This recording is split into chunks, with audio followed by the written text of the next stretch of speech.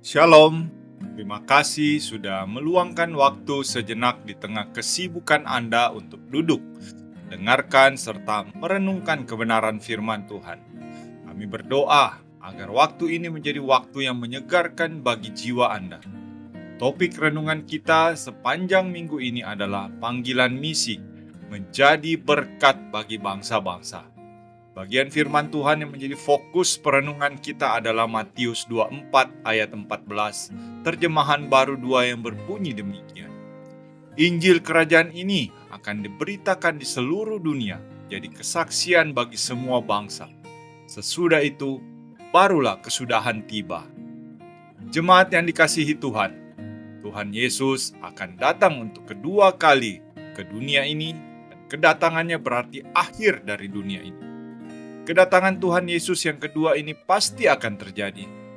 Beberapa kejadian akan terjadi sebelum kedatangan Tuhan Yesus yang kedua, yaitu munculnya penyesat-penyesat yang mencatut nama Mesias, munculnya kabar tentang perang, adanya kelaparan dan gempa bumi di berbagai tempat.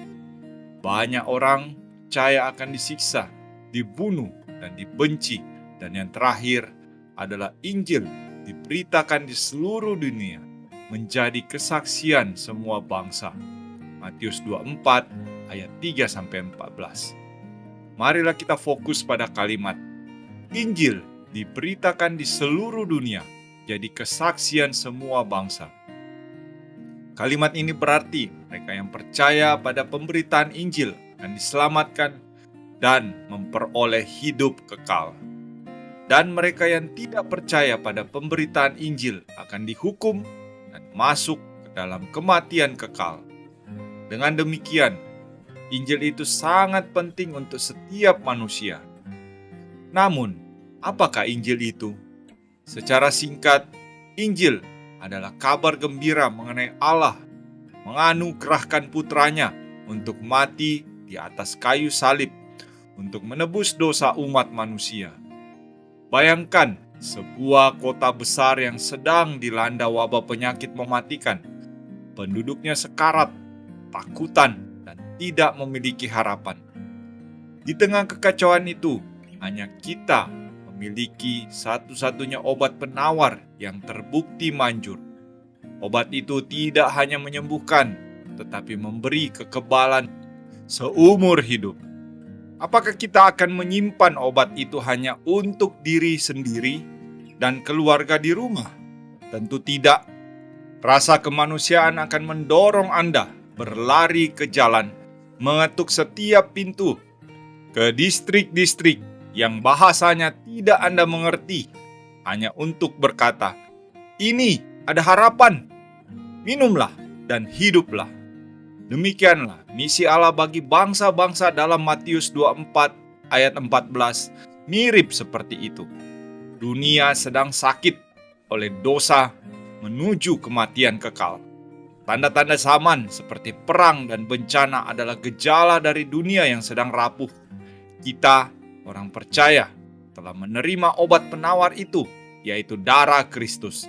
Namun, satu hal yang perlu kita ketahui, ketika Tuhan Yesus menahan kedatangannya, bukan karena Ia lalai, tetapi karena Ia memberi kesempatan bagi kita untuk berlari, membawa kabar baik ini, sebelum pintu gerbang kota ditutup selamanya. Apakah tugas kita sudah selesai setelah percaya pada berita Injil? Tentu tidak. Kita perlu minta kasih dari Allah, supaya kita bisa mengasihi sesama kita, dan memberitakan Injil juga kepada mereka, sehingga mereka yang menerima Injil juga akan memperoleh keselamatan dan hidup yang kekal. Ingatlah, Injil tidak diberikan hanya untuk kita nikmati, tetapi untuk kita bagikan. Mari kita renungkan bersama, apakah kita sudah percaya pada berita Injil? Jika belum, maka marilah kita percaya kepada berita Injil. Yang berikutnya, maukah kita tetap setia percaya pada Injil dalam kondisi dan situasi apapun, termasuk dalam kondisi dan situasi yang merugikan atau mengancam jiwa kita? Dan yang terakhir, maukah kita memberitakan Injil pada orang lain yang belum percaya sambil mendoakan agar mereka juga mau menerima Injil? Mari kita berdoa. Ya Tuhan, kami bersyukur bahwa Engkau menyatakan Injil kepada kami dan membuat kami percaya pada Injil-Mu. Kuatkan dan teguhkan iman kepercayaan kami kepadamu sampai tiba kesudahan dunia ini. Dan beranikanlah kami dengan penuh kasih memberitakan Injil-Mu kepada orang-orang yang belum percaya. Di dalam nama Yesus, Sang Juru Selamat dunia, kami berdoa. Amin. Kiranya renungan hari ini boleh menuntun langkah kita sepanjang hari ini.